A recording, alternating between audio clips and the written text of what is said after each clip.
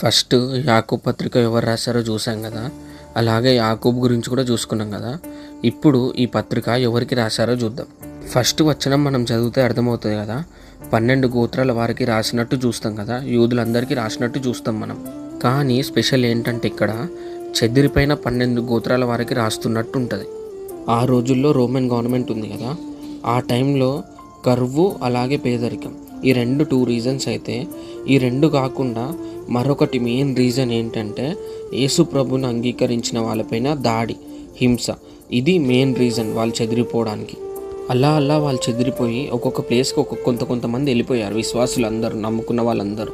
So ఆ విశ్వాసులందరికీ రాస్తున్నాడు యాకోబు ఈ పత్రిక. మనము ఆలోచిస్తే అప్పుడు అక్కడున్న సిచ్యువేషన్ అలాగే ఇప్పుడు మనమున్న సిచ్యువేషన్ కూడా సేమ్ ఒకటే లైన్లో ఉన్నాయి కదా. అప్పుడు కూడా క్రైస్తవులపైన దాడి, హింస, అలాగే ఇప్పుడు కూడా మనం ఇవి చూస్తూ ఉన్నాం కదా. సో అప్పుడున్న సిచ్యువేషన్ ఇప్పుడున్న సిచ్యువేషన్ సేమ్ లాగా ఉంటుంది మనకి.